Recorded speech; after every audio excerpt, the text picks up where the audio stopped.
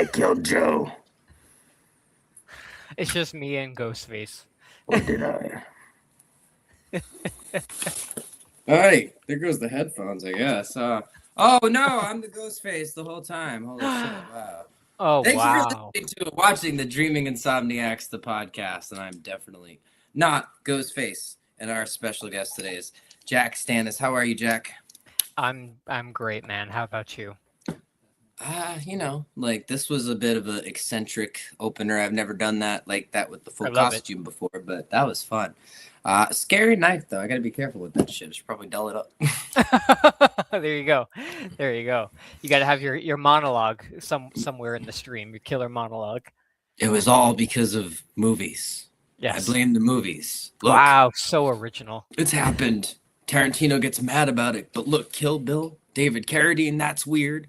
And then there was Pulp Fiction, Zed's dead. Now we got that. That's weird. There's a Yep. pattern here. Maybe he gets offended because there's something there. I don't know. Exactly. No, I don't know. Maybe. I actually do make a valid point there. I wasn't even trying to. I was kind of being funny, but seriously, there's something weird to that. I love it. I love it. Hey, man. it could work. Hat and glasses, please. Thank you. This is what I like having. I like having help because it makes things so much easier. Oh, 100%. Thank you. All right, I guess I'm going sunglasses for this one. Oh, here. Wait. Oh, yeah, no, I like those more because you can see my eyes. All right, sorry about that. Brief moment of technical difficulties, but I'm here. There we go. All right, so let's talk Scream 7. What the hell is up with the internet? Dude, I have been like avoiding trying to like post. I mean, not that anybody that follows me really cares about what I have to say about a movie. But this is the first time I think a movie has come out where like I've genuinely been like nervous to say that I liked it, you know? Like Yeah. I have never experienced that. I mean, I've seen it all over the internet, and it's always been movies that like I just haven't really cared to watch where there's been controversy involved. Scream 6 had it too? That's true. That's true. I always forget about that with the whole Nev Campbell thing. But I don't know what I don't know if it's just the state of the world or just the intensity that X has become X Twitter. And Elon owned. Yeah, Elon owned.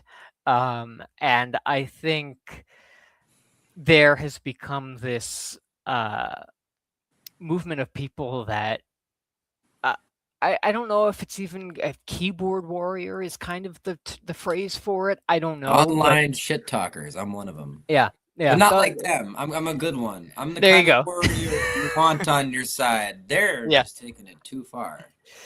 Dude, I mean, and it's like to the point, I mean, even when this movie was in production and Christopher Landon was originally signed on to be the director and the poor guy received death threats. I mean, I was gung-ho. I was so excited because Happy Death Day, I saw it in theaters. And I was like, this guy can make a Scream movie.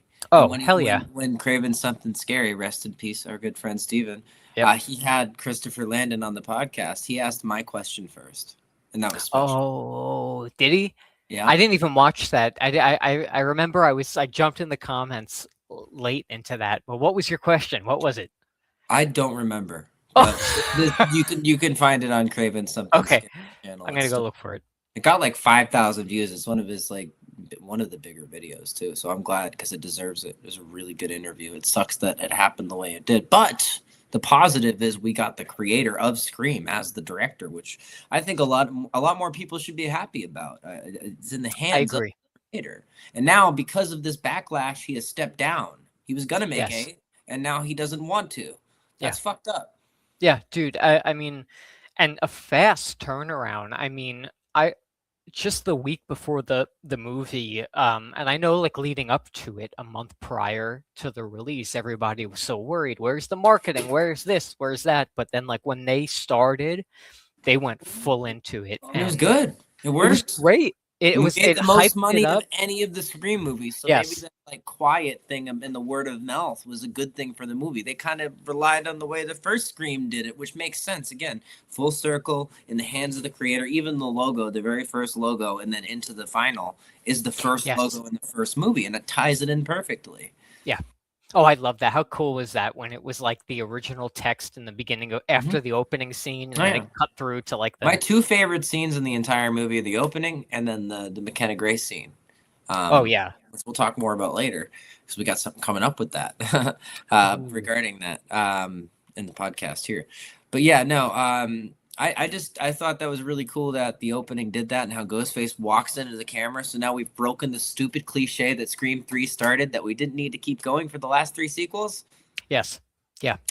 So yeah, that's cool. I love that. We didn't need to slash the camera again. That's good. And No, also exactly. the radio clip confirming that was a Stu Macher sighting at Winter Colorado. Oh, dude. I that's what Scream does best, and especially at the hands of Kevin Williamson. I mean, He I know. hasn't confirmed it fully. Yeah, Either no. or. Still, after the movies come out and he stepped down, he still won't confirm it. No, see, and that's what I love about this franchise is like, we're at number 8. We could do it. This was the test. At this point, I don't care if it doesn't make sense. Matthew Lillard was the best part of that movie. Just fucking bring him back. We don't care. Oh, dude. At least for one of them. Then you could do something completely different. You know what I mean? That's the cool thing about it. Do a whole different town, a whole different bunch of characters. You know, when he first popped up on screen, I will say I sunk back into myself for a second. I was like, whoa, like they're actually, you know, we got teased that it was happening and we thought it would be video calls. But as soon as he popped up on the screen, it kind of just like took your breath away for a second. You're like, whoa, they actually like went full into this, you know? Did you pick up on what I picked up on with those? Yeah, that the first video call.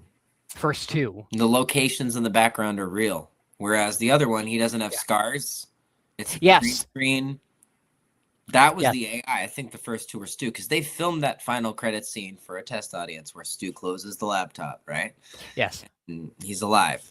So just because that was cut doesn't mean it's not confirmed. The movie literally leads into that.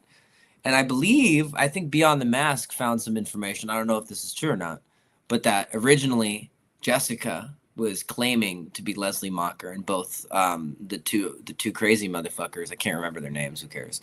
But my point, Kyle. Was it Kyle? Was it Kyle? No. God, what the hell were their names? I don't know. Oh my gosh. Yeah, I just know the guy her. from the coffee shop. Yeah. And then the guy, Ethan Embry's character. Yeah. Apparently, they were like Stu fans, and this was the original cut of it. And like she was pretending to be Leslie Mocker. But not she really wasn't, right? Yeah, that was apparently the original, which that actually there's fragments of that even in the trailer with the Ghostface lines that were cut from the movie. Things were changed. I get it. Also, I don't know, did you notice was there any blood on Ghostface mask during the Mark scene? Like that was marketed as blood on the mask, and I don't think we really got that. No, I don't think so. Or was that? Like that was kind of fucked up. Like that's the second Scream movie to do that. Scream 4 did it too. We got that alternate opening on the DVD, but that's a better opening. Dude, I know with Danny on the couch. It's actually scary. Yes, You're not real. Yeah, and that's an instance of that not being cliche. That works. The way they reshot that, and I guarantee you, Weinstein just didn't like it and thought the other one was hotter and was like, "Oh yeah, pick that one instead." And then it feels cheap after that. Like the final they went with for theatrical feels cheap. And I think Amy Teagarden's good, but honestly, I like the subtle approach from Brittany Robertson more. 100%. As her being like the last one, and then she's the one who gets cut. But the closing the fridge and the stabbing on the couch, and she still thinks it's a joke until she doesn't. Yeah. Oh, ooh. Yeah. We need a cut of that movie with all the deleted scenes and the alternate opening, like officially released. And I think you add that, but keep it. It almost was scarier without any music. You know? Yeah, because I've heard people put the music in it, and it works. But without if it's like cold. Ooh. Yeah, it's like chilling. You know? Yeah, no, it's good. And it's cut so you can add it back into the movie too. I feel like Wes did that on purpose because there's a better movie in there that was cut to shit. I've always said that about Scream 4. It's good and it's ahead of its time. One of the best sequel. I think it's the best Motive, to be honest. I agree with Killer Oh Media my gosh. Podcast. But I don't think it's the best Scream movie because it's like the original, what it was, like that crime scene, like made it look like the original with the chair and the hanging from the ceiling shit. And That they was cut scary. that out. Yeah. Why the and fuck did they cut that? Yeah, that was brilliant. I Yeah. know. Yeah. What's your favorite scary movie? And Blood on the Wall? That's scary. That's Yes. why do we lose our scary moments? I think they're too afraid to take it too scary. Maybe Scream 6 did it, but I think that was more gross. Yeah, Scream. You know what's funny about Scream 6? I loved, as a New Yorker, I loved the setting of New York. But one thing I will say about 6 is it kind of felt like if Marvel was horror in a way. Does that make sense? Like it had a similar cinematic cheesiness. universe building. Yeah. Yes. Yeah. We didn't. I know they originally wanted to use the actual accurate masks, and I think they should have. Yeah, like was that weird smaller one from the getting first the fantastic faces, getting the fearsome faces, getting the as seen in Scream, getting all the originals. If they put the budget into that, that would have been a lot better. Now it just kind of feels like cheap imitation fan fiction part 2. Fan fiction. That's the Part best way 2. to describe it. Yeah, part 2. Part 2. Yeah. Something that's always bothered me about the writing in 5 is how they fucked up the timeline. I will always and forever blame this on James Vanderbilt, who I've talked shit about with actual Screamcast on this podcast. Yes. I don't like him. He's terrible. He's a bad writer. I know he's not a good person. He was fired. He's producer and story by, so he lost his job because of how bad of a writer he is. Wow. But he made it so that Scream 4 took place in 2011. The movie came out in 2011, took place in 2010, 10 years after the original. Or, Yes. sorry, 3, after 3. And that's fucking up the timeline to a point that it really bothered me because we had a consistent horror franchise for 4 movies. Yes. No other franchise has that. And that really bothered me for some reason. It still does. Sorry. There was something else that was really major too in continuity that like I just didn't care for. But Wes said that his mother was in every single Stab movie. She wasn't in any of them. Oh, yes. Stab movie that was it. From Stab 7 to 8, right? So, yeah, that was maybe he's a bad fan. That was my justification for bad writing. Right. But like it comes to a point where we can't keep you can do it for some. But Right. if we're constantly trying to loop around things, and we did that with Scream, and we went harder with it on Scream 6. So that's why I really don't like that movie. And then the last 10 minutes I don't understand the internet. Once again, the internet's whack because the last 10 minutes of Scream 6. Again, sorry for the construction. I feel like I'm seen with Mark because building a shower in my house, an extra one. But yeah, no, I feel like I was on a tangent with that. What was I saying? Sorry. Oh my gosh. What the hell? We were just talking about this 30 seconds ago. Scream 5 or 6. Something Yeah, the ending, the last 10 minutes. Oh yeah, it was so bad in 6, so poorly acted, so over the top that Scream 7 was actually great compared to that. Yes. I don't understand people. And one thing I see on X right now that people are kind of trying to, as they're continuing to draw out this drama, is a lot of people are comparing Scream 5 Sydney. Jamie, can you tell them I'm doing a podcast, please? Can somebody tell them I'm fucking doing a podcast? No, out there. I'm sorry. You gotta cut that. You gotta cut that and as a meme and post that. He's live. I can't right now to do this. Well, so the Scream 5 Sydney and Scream 7 Sydney, a lot of people are talking about how Scream 5, like, this is the Sydney I want. But to me, in Scream 5, Scream 7 seems more realistic in terms of she's a mother now, she has children. Why wouldn't you want to have I'm like trying to talk over it. Why wouldn't you want to protect your child from it? I can still hear it, yeah. Oh no. Hold on. I don't think my microphone's working. Let me plug that. Sorry. If you can still hear that, I'm so sorry. I still hear it. I can't believe this shit's happening. Yeah, it's okay. That's why. Okay, I didn't have my microphone. Sorry, guys. This never happens to me. This like this really bad timing. Can you? I can't even hear you. No, I can't hear you. I know, that's what I wanted. Oh, okay. All right. Let me finish my thought then. All right. There we go. So, Scream 7 Sydney, she has a daughter now. I think any maternal instinct would be to try to protect your child and to try to remove her from a situation that traumatized you in your past as best as you can. When in Scream 5, she wasn't the direct target. The scene where she arrives in Woodsboro and she,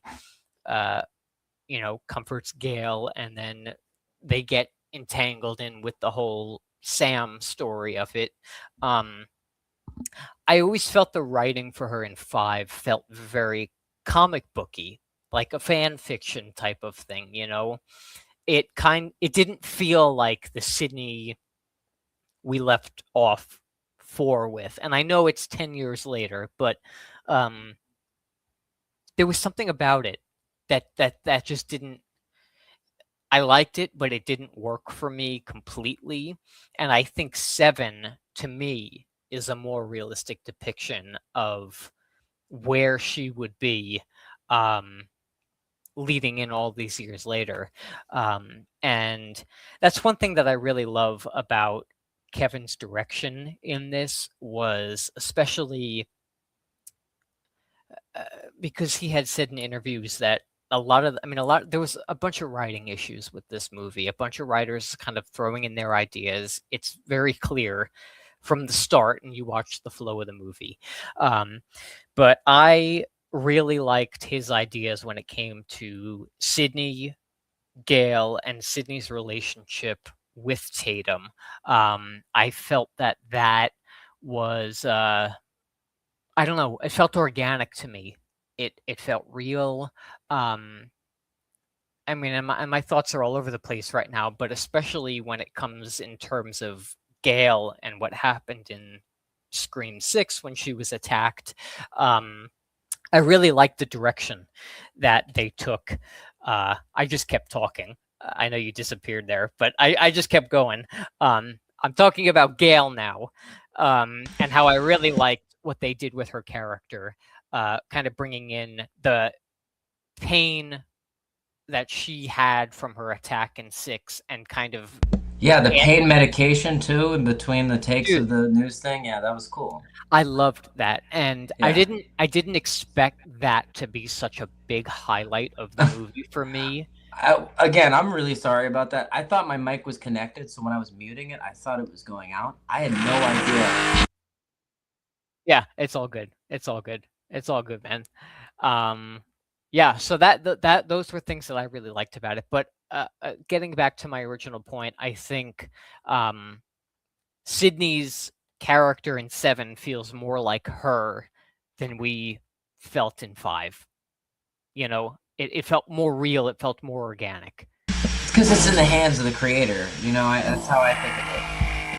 Yeah, exactly. Yeah. Well, because Sydney felt like I said, the whole movie 5 just feels like fan fiction. Same with 6, and this feels like it's the real deal. It feels like it's the most Scream feeling. Maybe if I turn the gain down, it'll be a little better.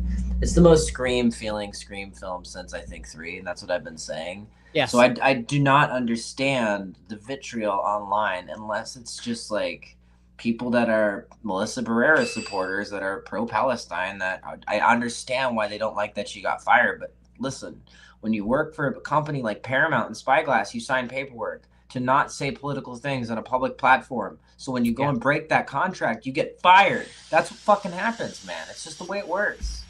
Yeah, and the industry's always been that way. I mean, it's everybody knows show business is a cold, straight to the point business.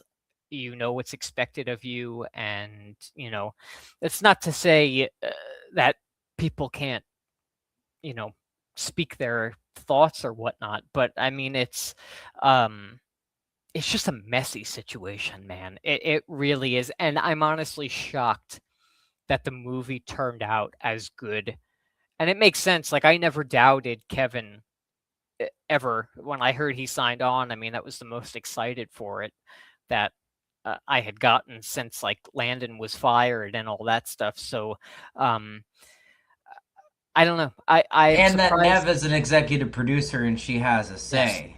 Yes. That too. Exactly. That's huge. And she got paid what she was worth. I think she made like something like 7 million for this. Something Right like that. before budget, before costs from box office and anything they made back from the movie. That's right. So if they Yeah. offered her anything less than that for Scream 6, what the fuck happened? Yeah. What the Yeah. fuck happened? And Exactly. okay, that is a fair point.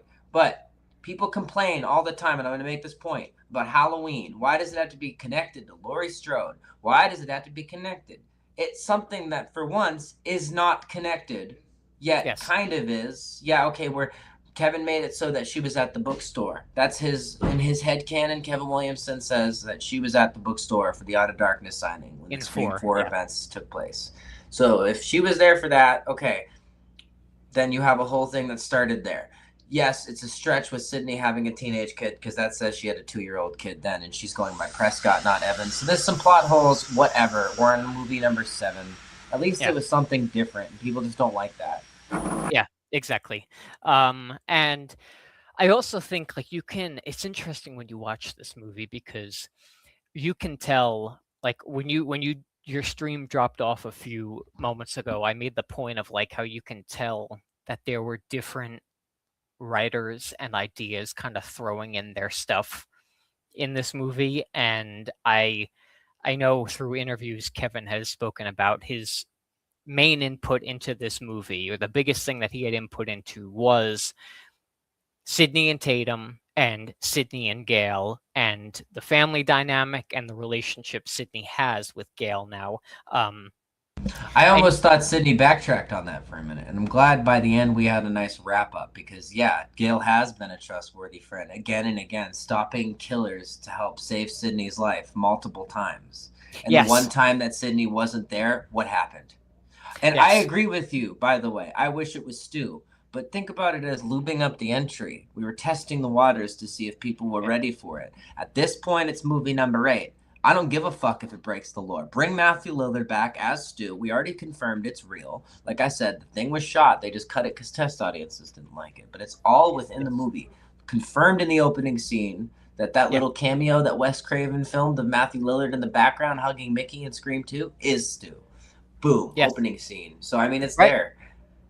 It's all, I mean, all the hints are there, and I think this we one wouldn't burn down Stu's house for no reason. Right, exactly. And I think this one, everybody, I see everyone commenting, all right, well, they didn't bring him back in this one, so it's done. I honestly think this one, whether it was intentional or not, I mean, apparently it was because they shot that alternate ending that test audience didn't like. But I want it on the Blu-ray. I want a version with the alternate ending. Please, Paramount, please. But it says that there's deleted scenes, but I feel like that would be, I mean, it could be, who knows? I feel like that would be a major thing to broadcast that right now in selling the DVDs and stuff. And Lionsgate, I know you guys hear us too. Please release a version of Scream 4 with all the deleted scenes in full quality with the alternate opening, with or without music. I don't care. Please. And another thing for Paramount, give me a 30-year cut of Scream with the original cut. I want to see those guts rolling out. There's a lot worse shit coming out now. We can handle it. I was always shocked that they never did, because there's always, I mean, it they really did became on that one VHS. That's they did, right? That's the one VHS. movie. Yeah, that's it. Yeah, I feel like was a backdoor decision that they kind of like got away with because they slid it on there. You know what I mean? Oh, 100%.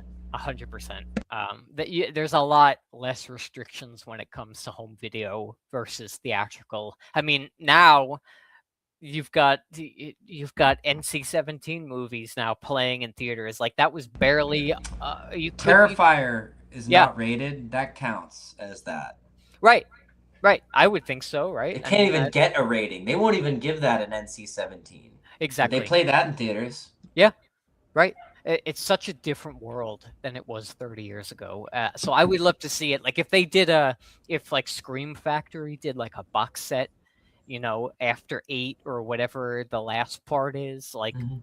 give us the uncut versions of everything. Because there was Everything. a fan edit, right? I want to Of see this 4? a high quality version of the. Yes, I remember that they took it down. I want to Yeah. see the assembly cut of 3 in full quality too, where Steve Yes. or sorry, where Roman's putting the voices on the computer on the voice changer from the computer. Why was that Yeah. scene cut? The only thing that made that thing make sense in that entire movie, and we cut it. Exactly. Yeah. Weinstein. I'm Yeah. telling you, man. No, really. Well, His he input. literally we've talked about this before. He cut out that he digitally altered the scene with Olivia's death so they wouldn't reference Tatum because of what he did. And I Oh, love you, with Rose Dewey, right? McGowan. Uh-huh. With Oh Dewey yeah. and yes, And that's completely right. eviscerating the point of Scream 4. Because that was the plot point, right? The Woodsboro Woodsboro remake. Massacre remake. Yeah. Yeah. Great scene. And then Oh. also, people shit on Dewey for not bringing up Tatum. Well, there you go. That was cut. Yeah, for 4, move 5. Even in the did he bring up? Oh yeah, he did bring her up in the 5th one. I think briefly, right? I don't even think he did in that. I don't think he ever did. I think this was the first movie. I think Okay. 7. Was Thank the you, first movie. Where's Walls, because you actually do make a good point. We were talking about it earlier. I believe the first 2 calls are actually Stu. I do, because there's an actual background and there's scars, and then the other call is like the last call was like a green screen and there's no scars. So there's something weird going on with that too. If they shot that with the intention and some was left behind for a mess of a movie, I'm also surprised at how quite good it is. Honestly, like Alien Oh, yeah. 3 was like development hell, and I don't think it was this bad. And it was No, way yeah. worse. And that's a Fincher movie. Think about that. Yeah. Oh, I know. I have a soft spot for Alien 3 just because of like I don't know. I got Maybe a it's a soft guilty spot for pleasure. Halloween 3, and I know Kevin Williamson doesn't like that movie. So Yeah, I love Halloween 3. me too. Dude, It's that the is like scariest one. oh, it's horrifying. The whole idea of it. The night no one came home. Exactly. Witchcraft meets the computer age. What does that sound like? That movie came out in 1982. Yeah. I've said it again and again. That is not directed by Tommy Lee Wallace. That's bullshit. He was the fall guy, man. John Carpenter directed that shit. That is a John Carpenter movie. It feels a lot has like John Christine. Carpenter all over it. It really does. Yeah, no, he just didn't want to take credit for doing something different and weird. Yeah. And I find it weird too, because Halloween 2 wasn't that bad, and then they bring Rick Rosenthal back later on, and he made Resurrection. How did that go? Oh, I know. Yeah. I'm gonna take this thing off. Give me a second. Yeah, go for it. Sounds like they're done. I think so. I guess I do have a little Velcro on this thing I didn't know about. All right. Dude. I paid I think it was like I am back. Sorry about that, Jack. when I was shooting the fan films I did years ago, I think I paid for like a custom robe for those movies, which were like I had no money, so I basically spent everything I had on Like this. $400 or $500. Dude, yeah, but it was now like you awesome. can buy one for $70. Yeah. Made by Fun World. Yeah, exactly. Just got to do some mods to it. That's it. If I ever do another one, I think that's the route I'm gonna go. Because they're easy to find, they're cheap, and they're good. And now they're releasing a 30-year anniversary mask that's shaped like Fantastic Faces, so that's pretty freaking cool too. I want one of those. Ooh. Yeah, I'll probably use that because I'm making Scream shorts too. Doesn't really have much of a budget, and so for the third one, I might grab one of those. Yeah, might as well, right? You could add more sparkles to it. There you go. Facts. Chad and Mindy, would you like to see them more in the movie? Yes, actually, I liked them a lot more in this movie than the last one. Yeah, and why is everyone saying that they hated their use in this movie? I honestly because it wasn't enough. Because they're funny as shit. Yeah, we talked about this, Min. We're not going to do the rules thing again. Dude, that was they referenced the fact that the fans were annoyed by that. I love that. It was Chef's Kiss. I loved, and I really do. I would love to see them be the future, honestly, of this franchise, along with Tatum. Being Randy's niece and nephew. Yeah, and Tatum is Isabel May is great. She's beautiful. She's really talented. I don't think she had enough time to really shine though. She needs more time to shine. She needs another movie. Exactly. And I mean, I don't know if anybody has seen 1883, but it was the Yellowstone prequel. Mm-hmm. Her performance in that like brought me to tears by the end of it. So we can get a lot out of this. Oh my god. If they give her like the perfect material to just take it and run, we could have a really, really emotional wrap up of this whole story, you know. What are your thoughts? Because I'm curious. Who are the sisters? Oh, the Carpenter sisters. Oh, I don't. Yeah, they're okay. I liked Tara in 5. I did not like her in 6. I did not like Sam in 5, and I liked her in 6. So I'm kind of literally back and forth on both Yeah, of isn't them. that funny? Yeah. Yeah, I that's how they felt wrote Tara. them. She had no Tara. Really didn't have anything I to still love that really scene. grow. I prefer the Babadook after she shoots the other killer. Yeah, it's classic. It's great. Classic. Yeah, Especially classic. given the commentary of that film, Oh, yeah. Yeah, so that was really good. But I Yeah. agree. I'm the same as you. What were you saying before I went into that? I'm sorry, I went off topic. You're I asking me a was question. Oh, what was I saying? Oh, what okay, I used to be against this leading up to 5 and 6 because I was like so happy that they were coming back to the big screen, but honestly, I wouldn't mind if you did 8, took a bit of a break, did 9 then, but in between that, I honestly I'm like really down for like a Paramount Plus TVMA Kirby TV spinoff. That'd be cool. Just That'd like because I we've don't already know. done a Scream TV series, and actually the first 2 seasons without Ghostface worked better, I think. I agree. The third one bombed, and they really put it off to be released later. And Yeah. I like Georgia Wingham as the killer. She did a good job. But my point is, it wasn't nearly as good as the first 2 seasons, which were actually really surprisingly good. I agree. It would be better if it had Ghostface, but who cares? They got the knife right, so that's cool. And the kills were some of the most inventive. That barn scene was insane. Oh yeah. We could use it one because we have the rights now, so we could use the Ghostface, and we could do all that, and we can make a good season of a good TV show. Like an Kirby's still actual alive. like not MTV. I mean, as much as I love season 1 and 2, season like 1 and 2 are good. like let's go. But like, the movies though were rough. The last 2 like specials, I didn't like the Island, whatever the fuck that was. That like I still know what you did last summer. Yeah, what were we homage, doing which with was that? just Yeah, why yeah, did we dude. need that? I don't even know. Not the right. No, But Mike Vaughn has been a very good friend to us. Actually, in the last He was Scream awesome. short, he did the voice for one of the parts of the sequence. I offered him money. He would not take money. He just sent me the lines. I used the funny take.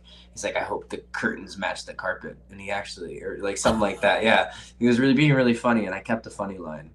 Because there were more serious takes, but I thought that one was good. So yeah, that's the one in there. That's awesome. I gotta check that out. I didn't know you had him do that. That's amazing. Yeah, he's been on the podcast. He's a good friend. Oh, I gotta check that out. Yeah, actually, I love. He bought the new 999 album, which was insane, on Bandcamp too. So it says supported by Mike Vaughn. Oh, hell yeah! That's awesome. Yeah. Oh, I was gonna bring this up. Yes, that beer tap kill was insane. Dude, that felt more like a Saw trap thing than Scream, but I loved it. I mean, it's again, a staple though, kind of like Drew Barrymore as Casey Becker hanging from the tree, and we zoom into it. Yes, it's a staple. Yeah. Something you remember. Same with McKenna Grace's death. That was fucking insane. Yeah, she killed her fucking son. That's what I was shocked about because I got the movie spoiled for me before I saw it. I was like, her son? Really? Yeah.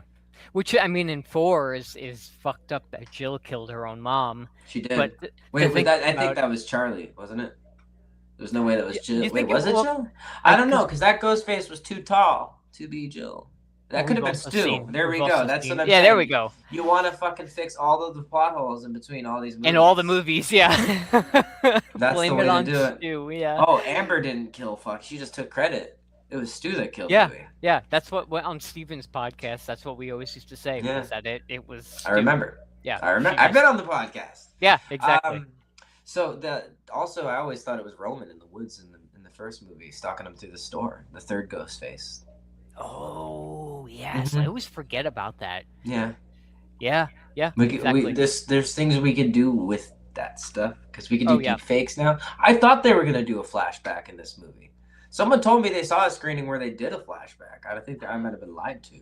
I thought I was. But I did see footage. I saw footage of Scott Foley now in costume in a bar. Really? So maybe Scott was playing one of the ghost faces in the bar scene then. Maybe he was in costume just for fun. But I did see they took it down. But I saw a video on social media. It was not AI. It was really Scott in costume, his age now. Yeah. Unmasked at a bar. That same bar. That's in the movie. Yeah, that So Parker's I Tavern. don't. or They might whatever have it just was. not revealed that in one of the scenes in costume it's Scott Foley. But yeah, I think that might be what it is because other than that, I can't imagine why they'd have him in costume unless it's a flashback or that. It's weird. I think the next movie you need to open up the movie with Maureen's death. That You we have should to. have done that in 7. Yes, but I agree. But we've leaded into it. Now we have to do the flashback, and that's a way Yes. we can bring back Billy, Stu, and Roman and DH Oh, yeah. them. Deep do a good fake job with DH that. him, and Yeah, there you go. Yeah, Yep. exactly. That's it. Dude, how nuts would that be if like they didn't even add it in any trailer or anything, and somehow they got that past the leakers or whatnot? Could you imagine being in the theater and witnessing that opening scene and having no idea it was coming? This is a gripe I'll give with Scream 7, and this is fair. This is not a jab. This is a fair gripe. They should not have announced all of those cast members being in the movie. No. Even David Arquette was like, that AI scene would not have leaked. Yes. Nobody would have known about that. No. I'm surprised the Laurie Metcalf one didn't get out. Oh, I know. That was the only one, right? I think that was the only one. Yeah. But they shouldn't have announced the other ones. Yeah. Especially when David Arquette's in the movie for 10 seconds. And what he said in an interview too, like, "What? How do you know about that? I thought that was supposed to be private." Yeah, but they announced it. They went right to deadline. So Paramount, let's not do this, guys. Like that's not something we need to know before the movie comes out. Yeah. We don't need all that. We're not stupid viewers, okay? I would not be shocked if I definitely think Scream 8 is going to go right into production. I have a feeling. That's what I'm saying. So we're throwing some ideas out there. We got official cast members coming on this podcast, so this is the time to say the ideas. Well, I think I think the future and the blueprint of the next few years. This is how I could see it going down. I think we're going to go right into 8.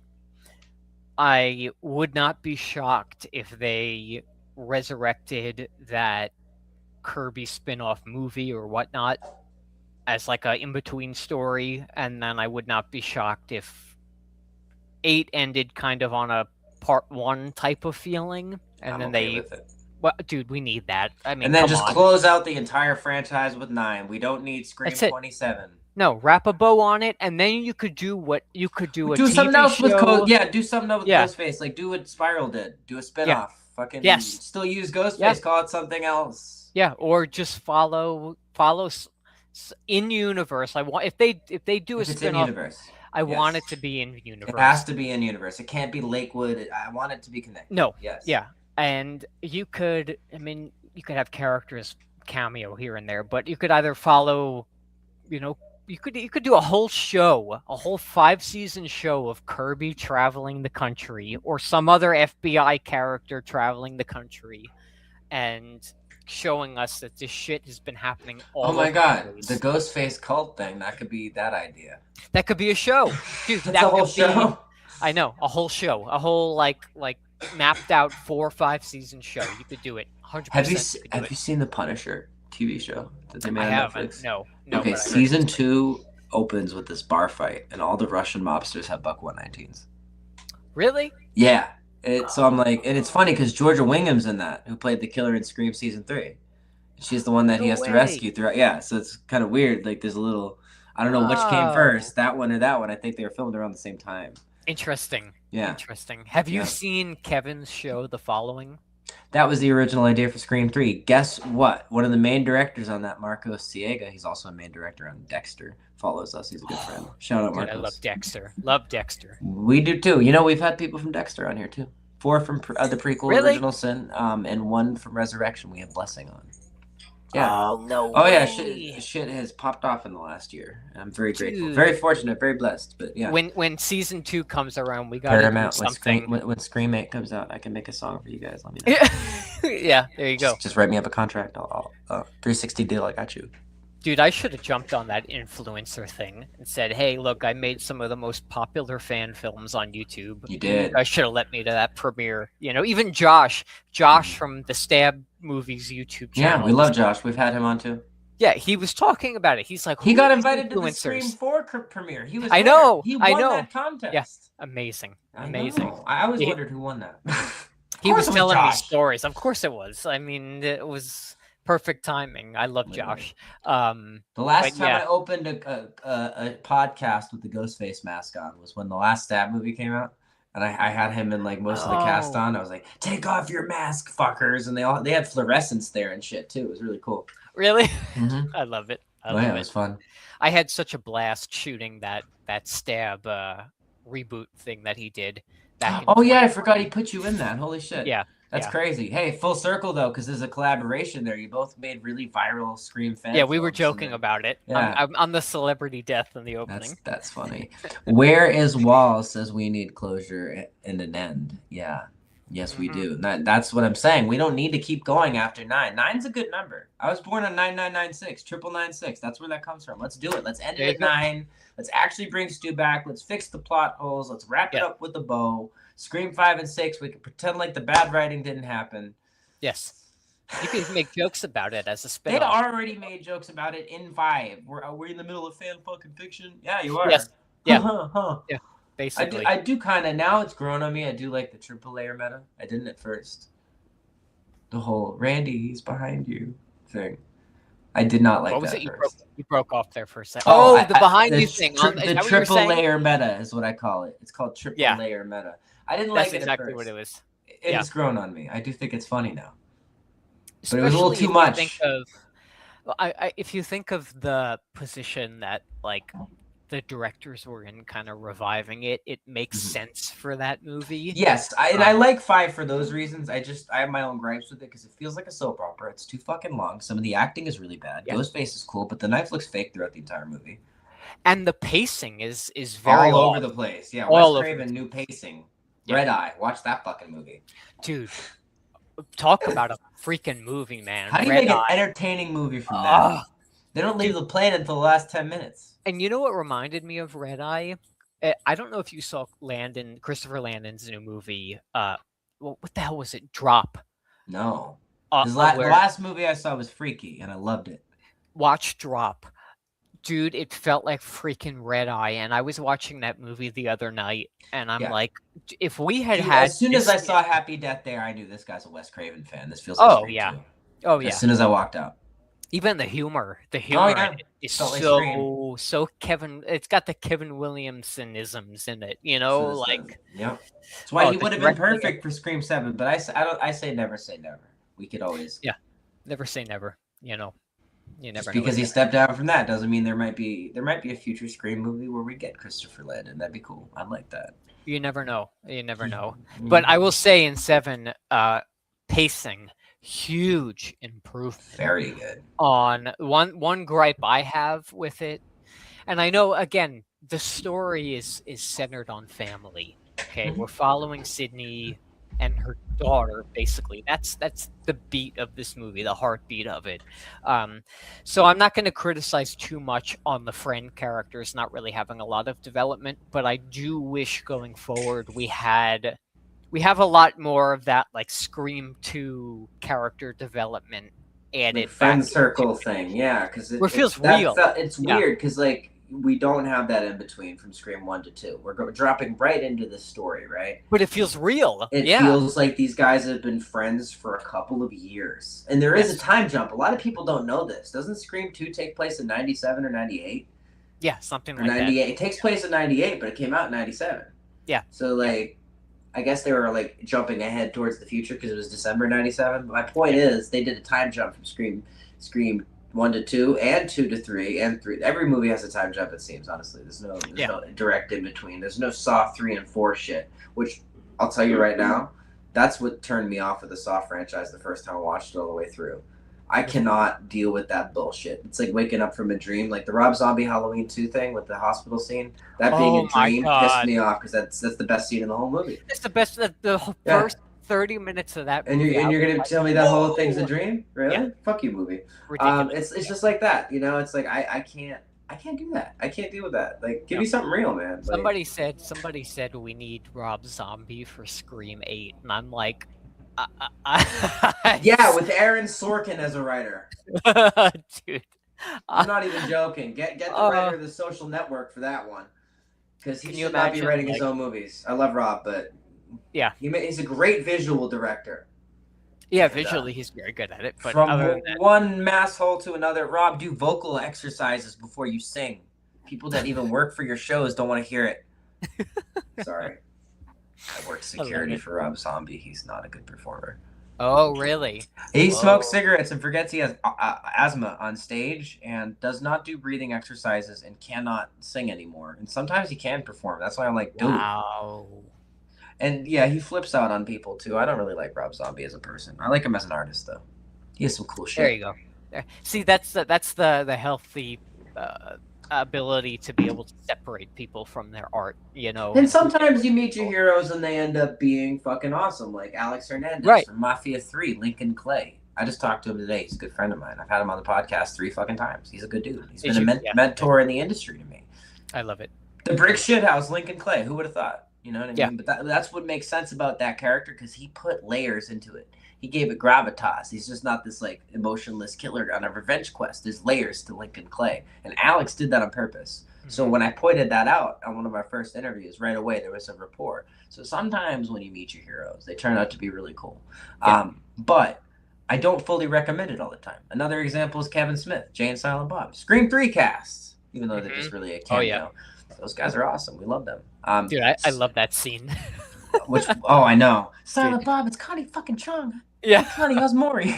She's just like so great. good. I love it. It's so funny. Good. See, but that's like the Wes Craven heart that I love. Like he just was on set and was like, and they showed up and they're just like, fuck it, let's do it. You know, they didn't have to put them in there.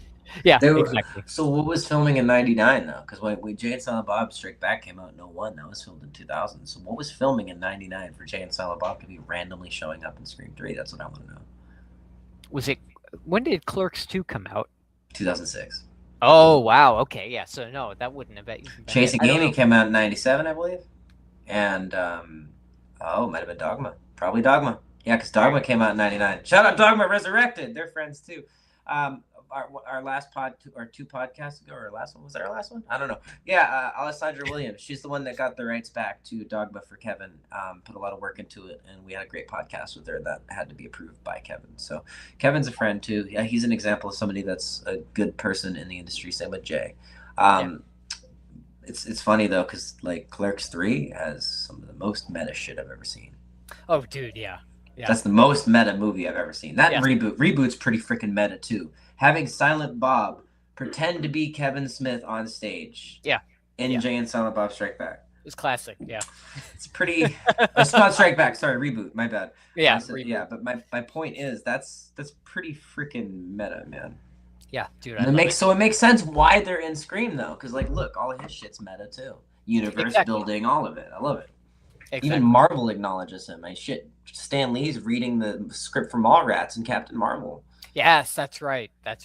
So the Scream universe, Kevin Smith universe, View Askew, it's Disney, all just like Marvel.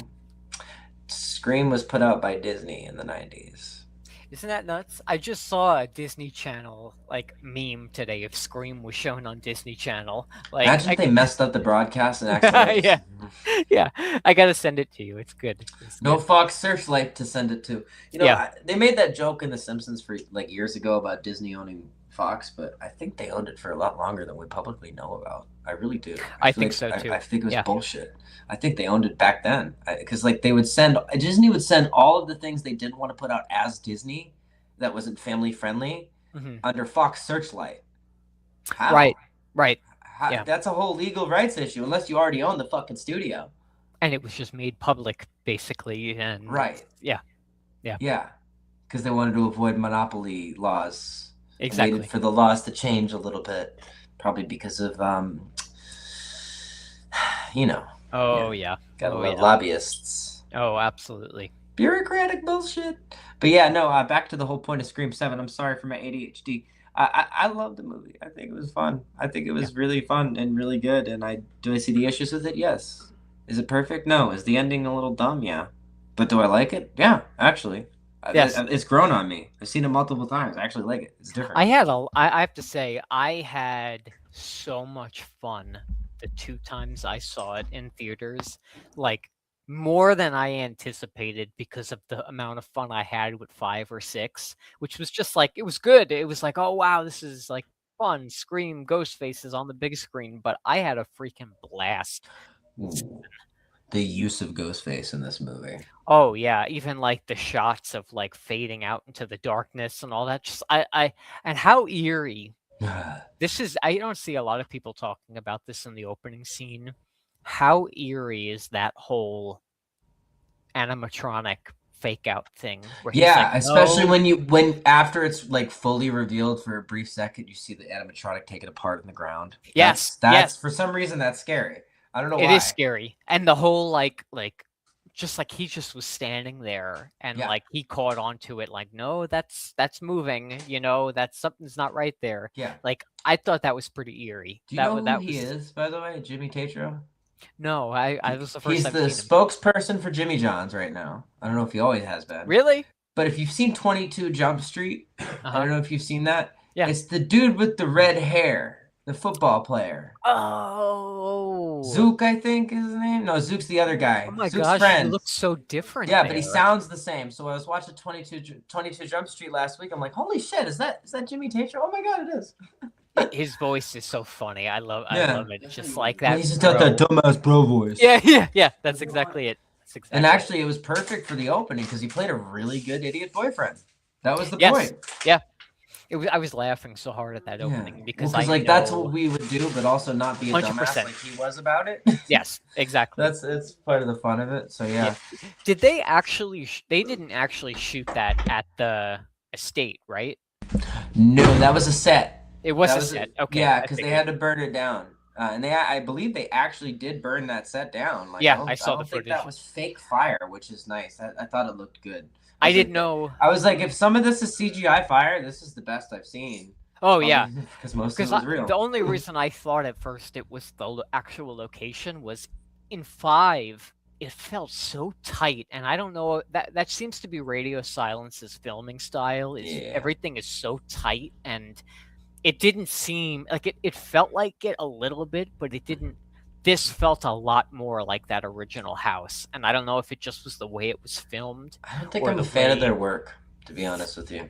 Yeah, I think a lot of this review bombing of Scream 7 came from their pockets. I really do, because Ready or Not 2 just came out, and I get it. Ice Nine Kills. Their dads are working with the movies, so there's a collaboration, but not really. Like, come on, man. Like literally 3 weeks after Scream 7 comes out. Now, they're positive and favorable reviews for a movie that looks like it's got sequelitis to me. Yes. Yeah. We don't need a sequel to Ready or Not. That was a good movie on its own. I was pretty shocked when I saw that the sequel was announced. Why is there a sequel? That doesn't even make sense with that ending. No.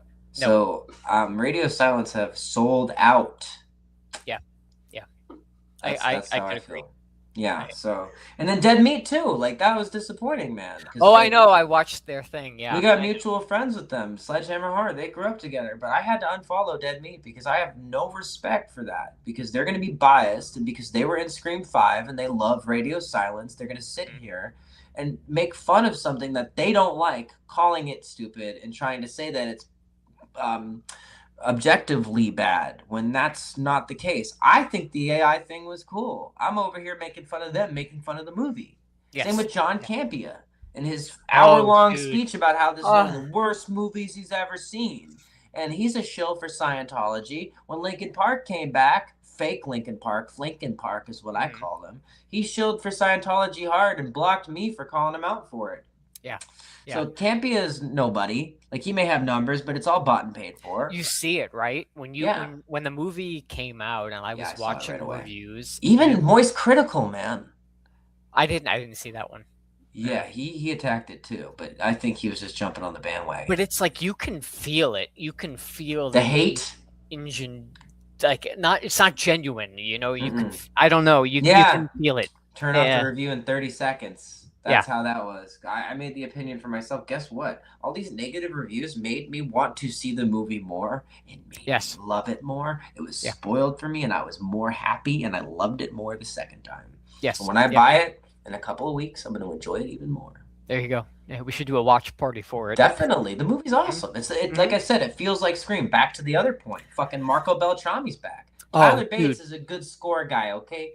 But he ain't a Scream score guy. He doesn't make it feel like Scream. How Whereas great Marco Beltrami was it does. to have him back, dude? When I heard just his little nuances in that movie, I had the biggest smile on my face. And partly because like I grew up with that music and making my own fan films, and I'm very sorry, Marco, I used your music without getting any permission. Honestly, though, because he responded to you, I know. a really sweet response. That just, you know what? That's enough. That's permission enough. I didn't make any money off anything, so there you go. But I grew up with that, and to me, he's one of my like composer heroes, So to hear him back, it wasn't just, Scream 4 back where no, they half-assed it. It was like just a little. I'm talking about the little background noises. I even got my little horn thing when Ghostface pops up that I didn't get in the last two. Dude, you know what I'm talking about? Yeah, what is that weird sound? I don't fucking know, but I don't know what it is. I'm an instrument. You play music, I play music. I don't know what it is, but you know exactly what I'm talking about. I was talking to Carrie. It's something with the violins. I don't know what they're doing, but it's cool. There was a scene they released for the Super Bowl when Tatum knocks out the one Ghostface and she turns around and sees the other one, and they do it there too. Yeah, when I heard that, Carrie Crave Cinema, who Carrie's a good friend of mine, I messaged her right away, and I'm like, holy shit, that weird fucking scream sound is back. What is it? I need to know what it is. Well, I'm thinking of messaging him and asking. The first time it happened was when the very first title screen came on. Yeah, with the dimensional strike and the scream. Yeah.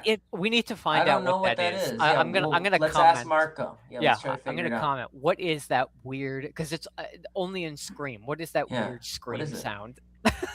And it's cool because we have a record label here. I got to figure out LLC shit, but Marco needs a label.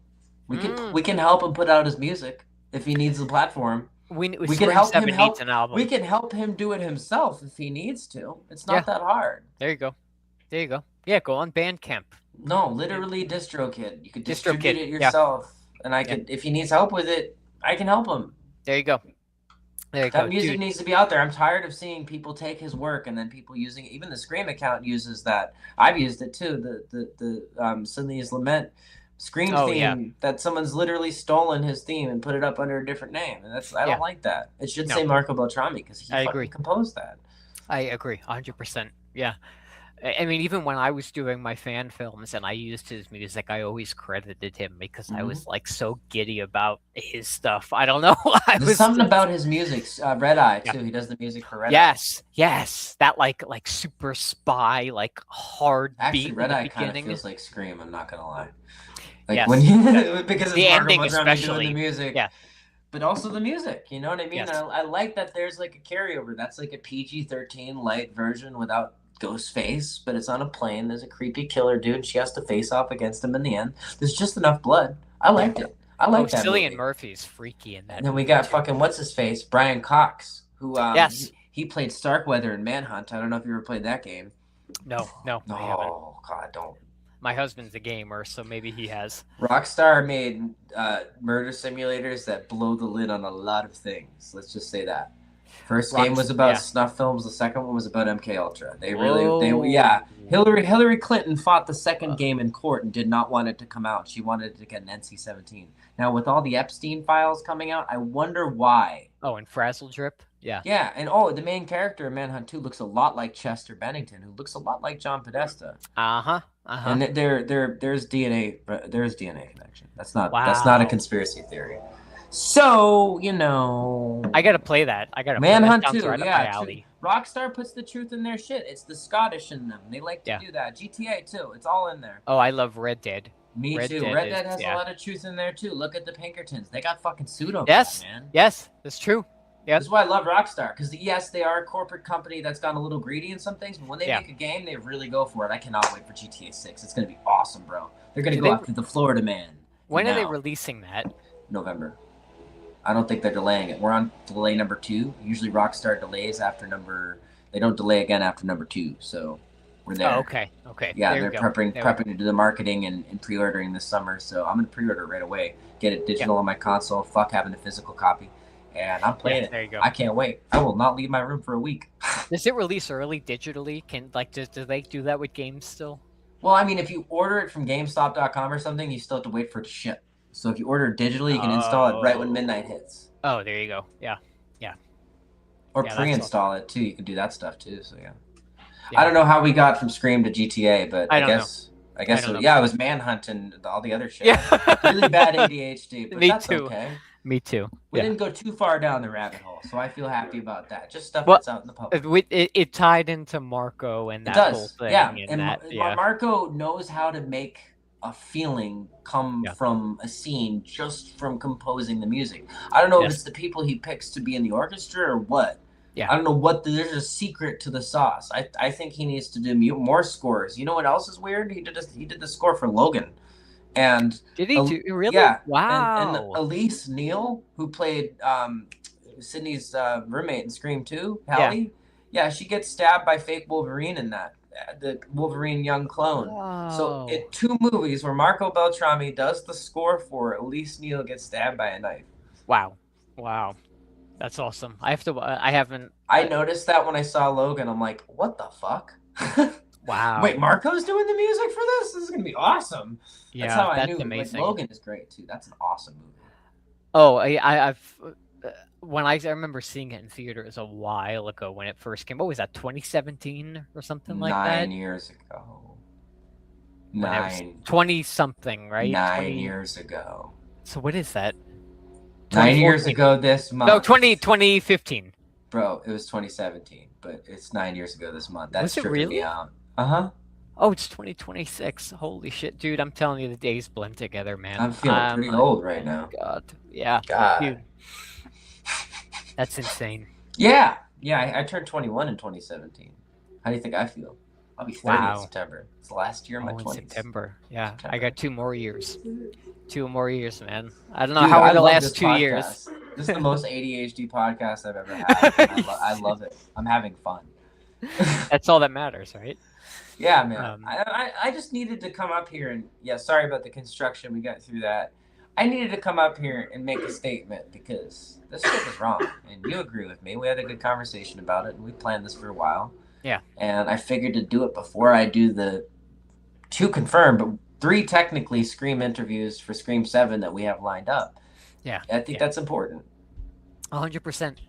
And I think this is really the first time I've really come out and told anybody that I actually like the movie. That's how scary.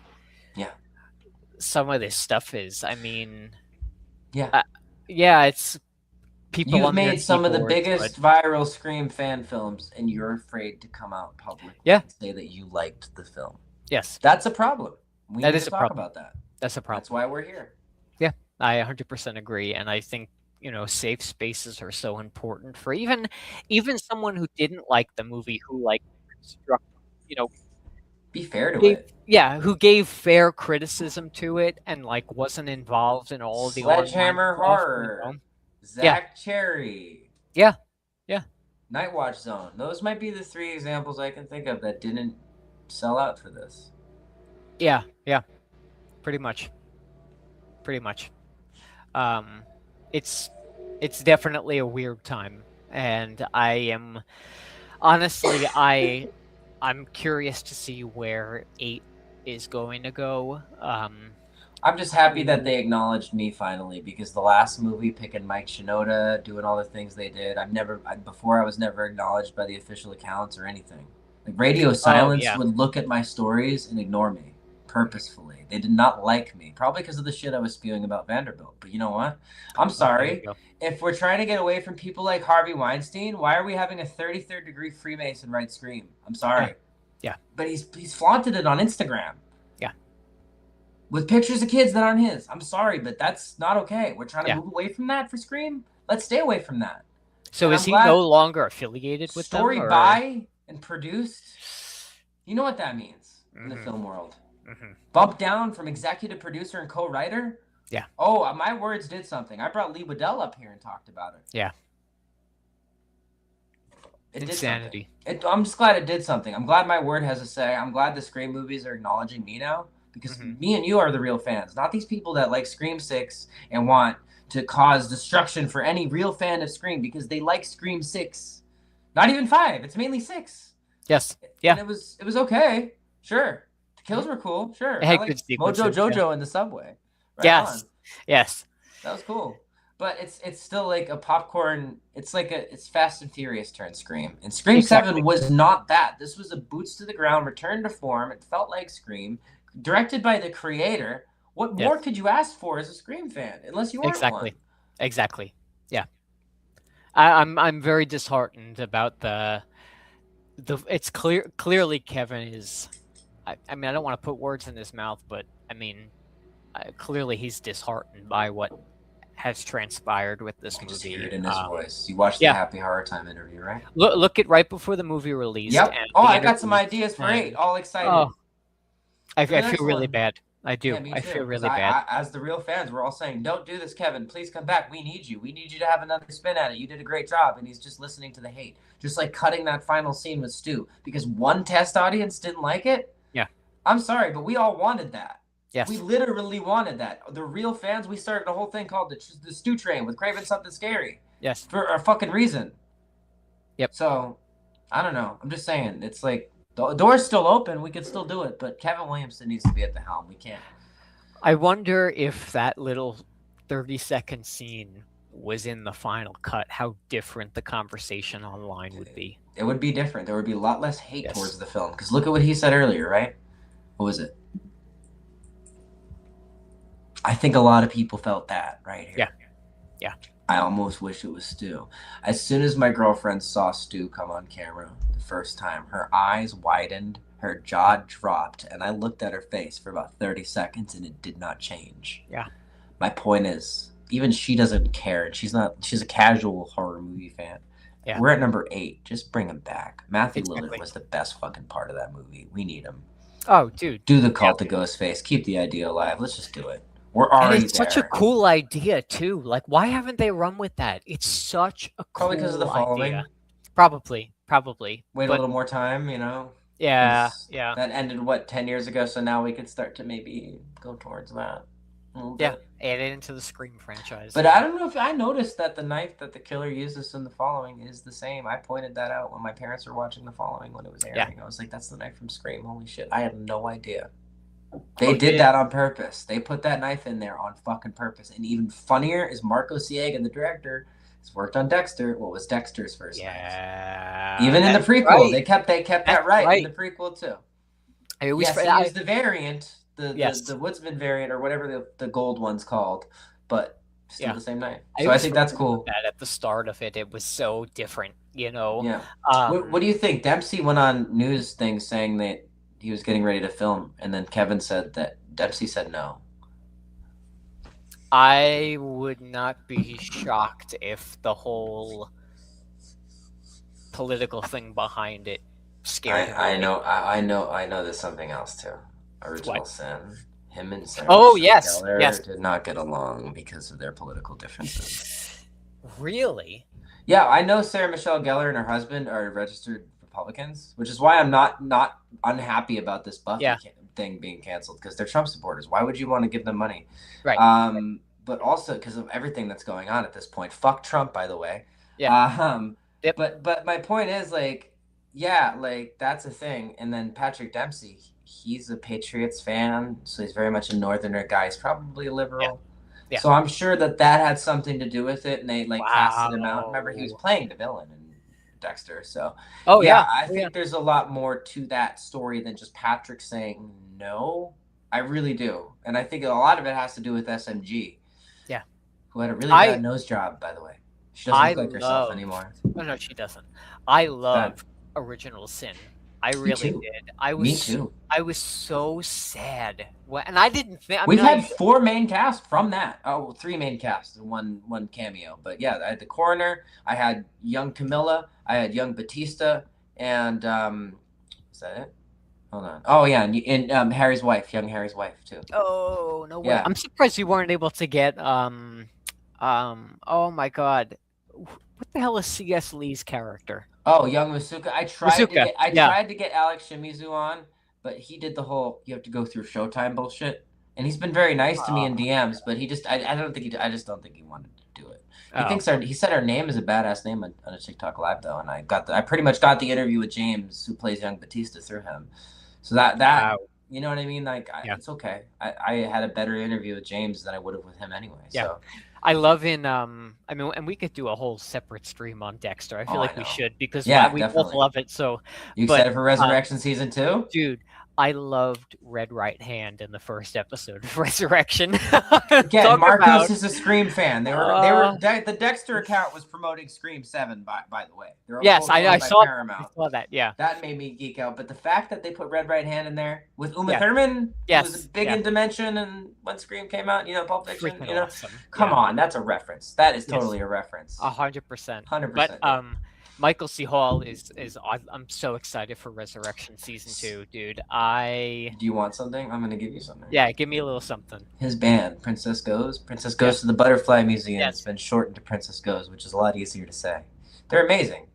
They're coming out with a new album this year. They've already announced it, so I can say this. And I've said this on the podcast before, and they haven't told me not to. So they're coming on the podcast when that comes out. No way! Oh, that's gonna be awesome. It's gonna be hard not to ask a bunch of Dexter questions. I know. But their music's so good, man. Very good. Very good. It's very David Bowie, and but its own thing too.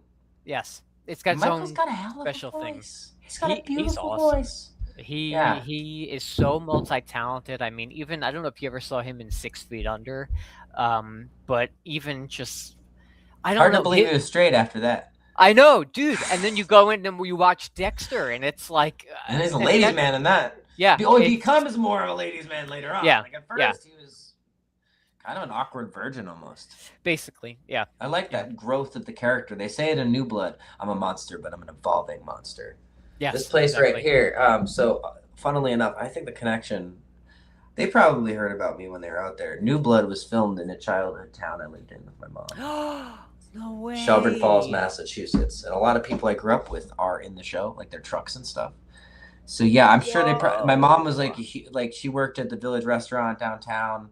Actually, Bill Cosby came down the way one day back in like 2007. He was like, "What's up, bitches?" and groped all of them. So that's the story. What? It sounds about right though. With everything that's come out about that, that's a true story. Bill Cosby groped my mother. Hashtag Bill Cosby groped my mother. Rest in peace, Mom. I love you. But yeah, no. So that's crazy that they chose that place to be Iron Lake, New York. And literally, I lived there in that downtown. I used to ride my bike where Dexter walks across the street in 2009. Right by the traffic light. Yeah. They also filmed in the bridge, and there's a bridge of flowers. Yes. They filmed Robert Downey Jr.'s movie, The Judge, there too. They really fucked with it though. They made it look different. At least with Dexter New Blood, they just changed the name of stores, but they kept Buckland, which is over the bridge where the butcher shop was, and Shelburne Falls, which is on the other side where his knife shop is. They kept all that intact. But the building where his knife shop is, I've been in there. Wow. I've fucking been in there. And what's really cool, I don't know how the fuck they did this, technology, composite shots, whatever, but in Resurrection, there's that one shot of the exterior of it being Shelburne Falls or Iron Lake. Yes. And then the interior is a diner in Yonkers, New York. Oh, weird. Yeah. And the next shot, they're in New York. I don't know, but it takes place in Iron Lake, that diner. But what I'm saying is they somehow used an exterior shot of Shelburne Falls and an interior shot of New York and put them together into one shot and made it seamless. Fascinating. That is fascinating. Yeah, and I only found that out from the fact that the guy who plays Teddy, David Magdoff, I think his name. I don't know. I might have just butchered his last name. Yeah. But he posted that was where the diner scene was filmed in New York. So the fact that I know that exterior shot is Shelburne Falls, even though it's at nighttime. It's still Shelburne Falls. Wow. So I don't know how they did that so perfectly to make it look like it was the same location. Technically, that is New York. Layering really. Almost. Yeah. Yeah, bro. It's so cool. Just like the fucking face morph at the end of Scream 7 to loop back around. A lot of people think that's dumb. AI, I thought that face morph was cool when the boyfriend finds out, or she finds out the boyfriend was fucking with the AI and the face morph thing happened. Oh, yes. I thought it was cool. That's the first time I've seen a face morph that actually looked good. Yes. Yeah. People were complaining about that, though. Really? Were they really? Yeah, I thought the face morphs in Original Sin were bad. Oh, that's right. All the cinematography in that were good, but when Brian went from a little kid to being an adult, I was like, okay, that's pretty cheesy looking. They could have one more time. That's right. I forgot about that shot. It was cool. Yeah. It was cool, but it looked bad. Yeah, yeah. It's like some I feel Tusk. No offense, love you, Kevin Smith, but when that guy cut his leg off with the ninja sword at the beginning Oh of my Tusk, god, yes. worst visual effect I've ever seen. Yeah, It's like he Tusk. made that on his phone on Gun Movie Effects or something. Dude, Tusk is a fever dream. Tusk is a fever dream. Why are you in disguise? Because I'm cold. Oh my! She's wearing sunglasses and a sweatshirt with a hood on. It's like she's in disguise. But her excuse is it's because she's cold. You hear that? And she's laughing too. I love it. I love it. Oh, we can keep going if you want. Like I said, I don't have a structure. Yeah, we could go for a few more minutes. No, that's fine with me. Let's talk about the pacing. We started to talk about that. Much better than 5 and 6. Much Still got better. issues though, because we drag a little bit in Yes. the middle. We do drag a little in the middle, but I will say the pacing felt very reminiscent of early Scream, especially those first 2 acts. Because I'm Kevin was glad- there every day for the making of that first movie. Yes. Wes Craven showed Kevin Williamson how to make a Wes Craven horror movie. Yes, basically. He's got the skills. Yeah. He hasn't made a exactly. movie since Teaching Mrs. Tingle, and I know that movie's not good. I haven't watched it, but I've heard it's not. I've heard it's not good. But Scream 7 was not good. I did not understand. Like the audience score makes a lot more sense. 79% positive. Yes, Yeah, that's yes. right. The critics, fuck all you movie critics. You proved yourself to be shills for the industry. It's interesting. And pro-Palestine too. Why? It's like how. What's interesting to me is how can you be a reviewer and how can that be allowed? And you're you biased and you're paid for. That's literally what we were talking about earlier with money and paying off. Yes. What's it called? It's not boycotting. That's the opposite. It's lobbyists. They're lobbyists. Yes, lobbyists. They're not fucking movie reviewers. Yeah, They're I mean, you can lobbyists tell just by calling reading them. themselves Yeah. movie reviewers like John Campia and RogerEbert.com. Look at how they perverted that poor man. Oh, I know.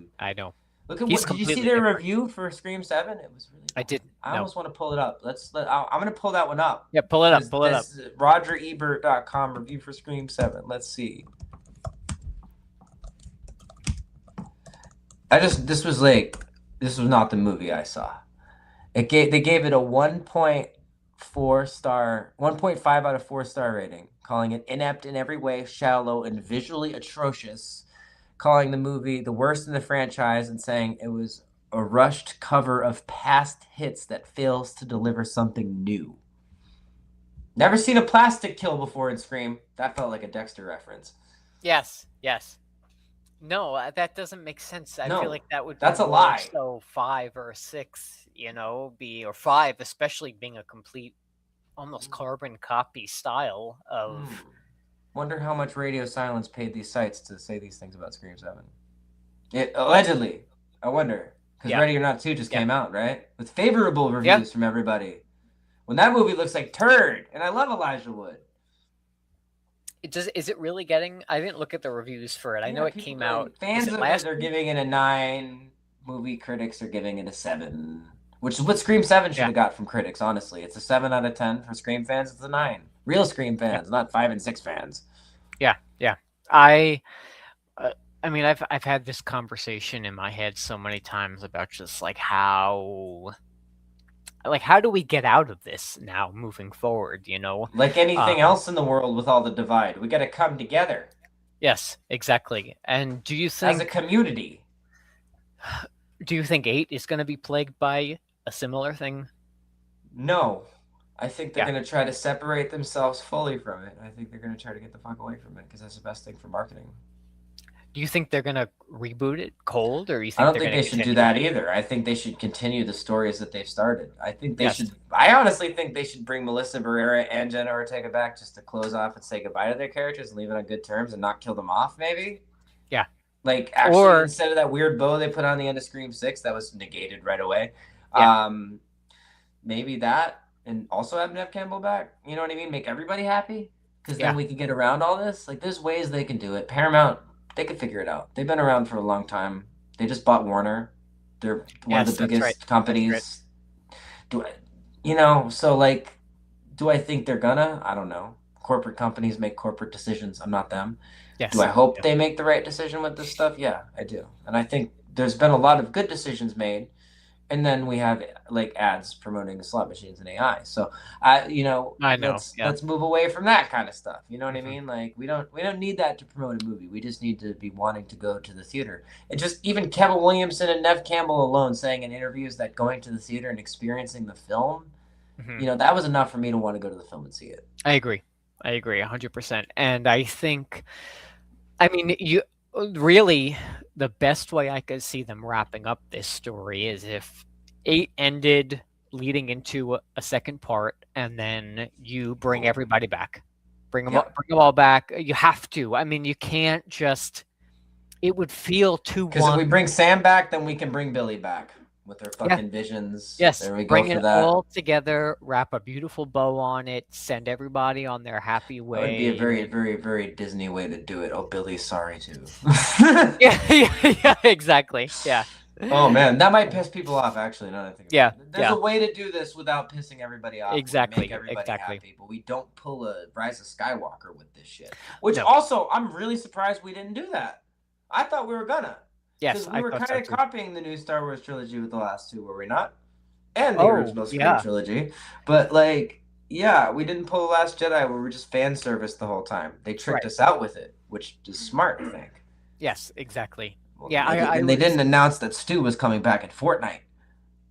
Oh, that's right. That's right. That's pretty bad. Yeah. I think I get worried now about I think Hollywood also needs to move away from that layout of the Star Wars trilogy, because We are starting to. That trailer looked awesome. They put the Star Wars trailer at the beginning of Scream 7 for me. Did they do that for I you know. too? Yeah, they did that for me too. Yeah. Okay. Yeah, I it was looked like, better. This looks good. It looked better. It looks way better than the last trilogy. I'll take it. Yeah, or that Of course, Solo Grogu movie. is adorable. We don't talk about, aside from the after credit scene with Darth Maul. Ray Park was back. Yeah, that's right. That's right. But yeah. but other than that, we don't talk about that movie. Yeah, no, that was pure garbage. But then there was like Rogue One, which was like the best one out of all of them. Beautiful. It was like written like a Shakespeare tragedy. It was like heartbreaking. I understand that people didn't like Gareth Edwards' Godzilla because of the way it was marketed. I liked it personally because I love Kick-Ass. So I'm gonna stick with after I know about their marriage, it's really weird. She groomed him, but that's besides the point. I love Kick-Ass, so I was like really with the character that he played throughout the movie, right? So it's a little sad they bait and switched us with Bryan Cranston, but what can you do? I saw this guy making a Star Wars movie when I saw that movie at theaters. I was like, this guy has a vision for something big. Yes, and he did it. And he made the best Star Wars movie out of the Disney ones. It was by far. And they had the balls to go for it. Everyone fucking dies at the end. Holy shit. Yes, exactly. That was one of the rare moments in theaters where I was like, wow, I cannot believe that they actually just pulled that off. And sometimes Disney does it. Seamlessly flowing from that movie into A New Hope was just flawless. And you can tell that Disney looked at the success with Logan because that was before they had the rights back. Well, publicly. And you can tell they followed that with Deadpool and Wolverine. Yes, that's right. And they made $1 billion doing it. And now Disney makes adult content too. Like that's true. Daredevil Born Again, where they say fucking it. And Matthew Lillard's in season 2 to tie it all around. And I just bought Kristen Ritter's book and she promoted the hell out of us for it. So thank you, Kristen Ritter. That's right, Lady Vengeance, we fucking love you, Jessica Jones.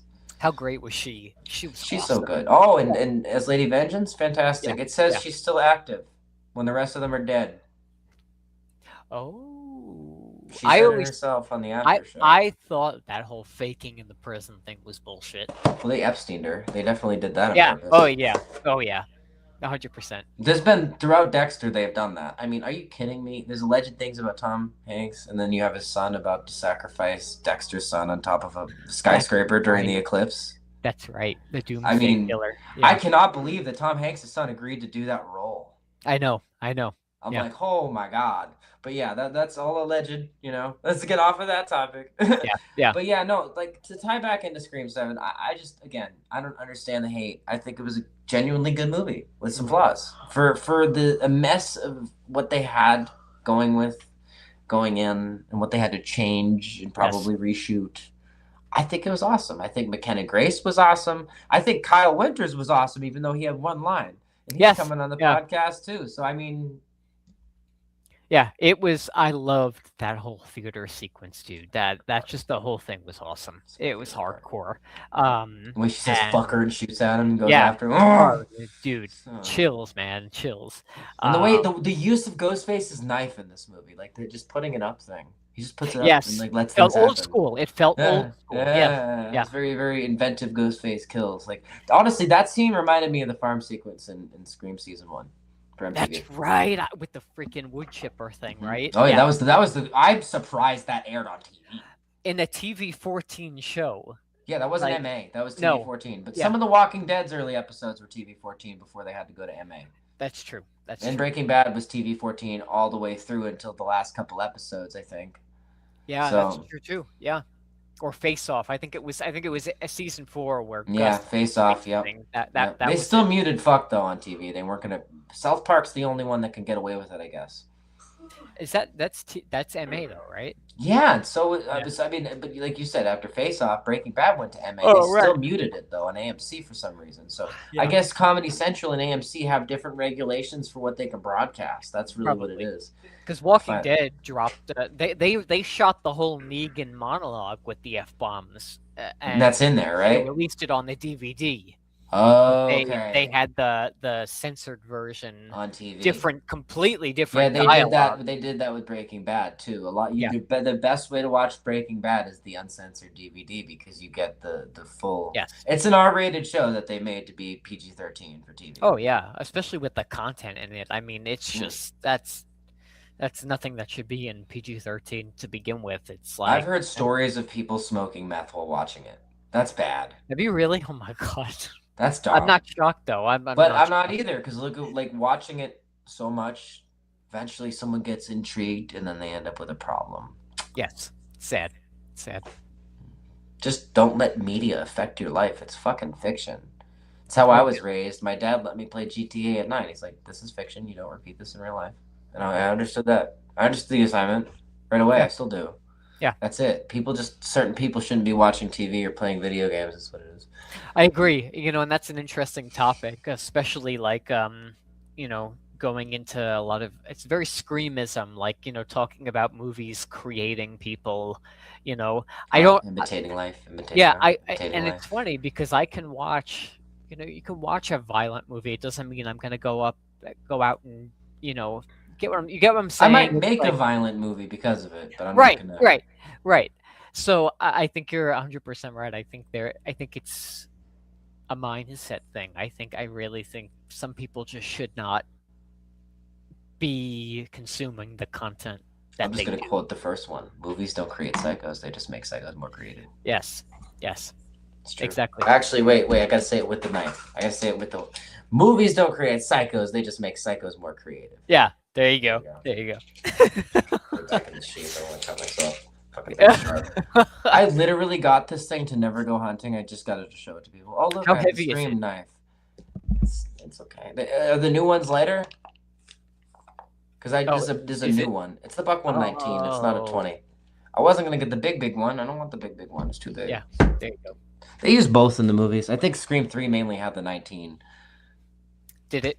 Yeah, because it's smaller throughout the movie. If you pay close attention. It is a lot smaller. You're right. Except It for is the the throw scene, the throw where he throws it at Dewey's head. It seemed freaking huge. Was that CGI? I don't know how they did that. I don't know how they did that. I'm assuming I've seen footage of them shooting like the close-up side of it hitting his head. Right. That wasn't CGI. No, but the moving knife I think might have been. I think that was CGI. Yeah, Really which good looked pretty good. CGI. It looked pretty I was gonna good say, for being really- 2000. That looked really good. Really good. And what other CGI was in that movie? I don't think there was any. No. I will say it does say Hallwood on the sign in the opening of Scream 3, not Hollywood. They're missing the Y. Does it really? Yeah, it's hilarious. Next time you watch Scream 3, way. pay close attention to the Hollywood sign. Wow. Okay, I didn't know that. Interesting. Hallwood. See, we only Scream could like truly get away with that, you Yeah. know? But then you got the lore building when Cotton's about to be in a traffic accident and you see the Stab 2 banner on the fucking bus. So now Oh, you know right. Stab 2 exists within Yes. the universe. That's how you get introduced to Stab 2. Yes. Yeah. That's crazy. It is just little hints like that. Yeah. I love that. You know, And Wes was so good at that. He really was so like I still watch those movies and I've seen them a million times and I still catch shit in the background, I watched Scream 1 the other day. I missed something so many times. I watching it with someone who's never seen it before. Yeah. Like Daniel, who was helping out earlier here. I watched it with him for the first time, right? And I saw things that I had never seen in that movie before, man. I've seen that movie hundreds of times. It's my favorite movie ever made. Yeah. And you just catch all these different things that just make it That different. you know every Wes time. put in there on purpose. There's no way it's a mistake. Oh yeah. A lot of old movies. Like what happened to Hollywood where directors don't put that much like love. I don't know if it's a lack of. I don't know, but the lack Maybe of it's because they started getting Kubrick, started having heart attacks out of nowhere for making movies like Eyes Wide Shut. Oh, dude, yeah, that's a whole other conversation. But I'm just saying, like that's where the art went. They want Yes. people who will make something for the system. Yeah. And that's okay, I guess, for a corporate company. But that's where the art went. I think there's a middle ground. I think we can do something that will make money, but also satisfy the artist and the fans of art, where everybody can be happy. And I agree. That's my take on all that. Yeah, I mean, look at Deadpool and Wolverine. I mean, that was. I mean, for how many months was that? That kept going in theaters. It was billions. No, a billion, but just over a billion.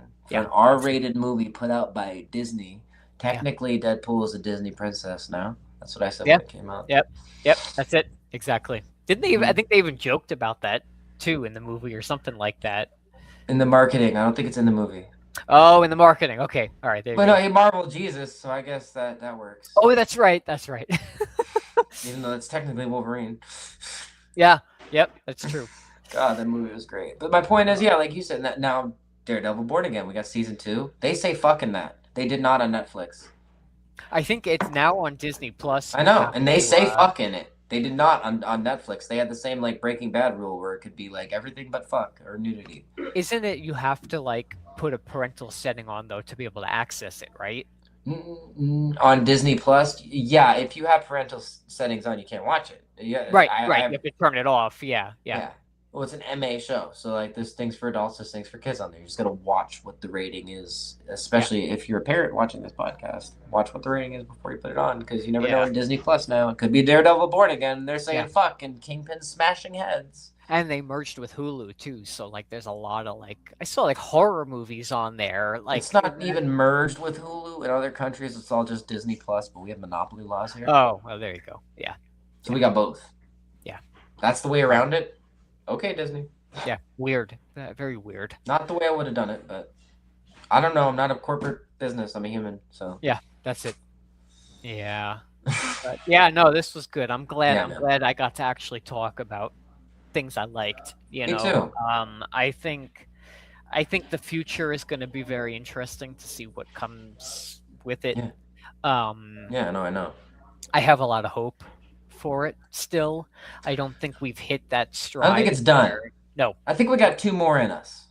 I think so too. And I think I really think you need to, in these last 2, stop the trend of the movie wraps up. And these last 2, they really need to be very tight and wrap together and ramp it up for the next one, the last one, and then final conclusion, big finale, biggest bring them finale. all back. Burn down Woodsboro. Yeah.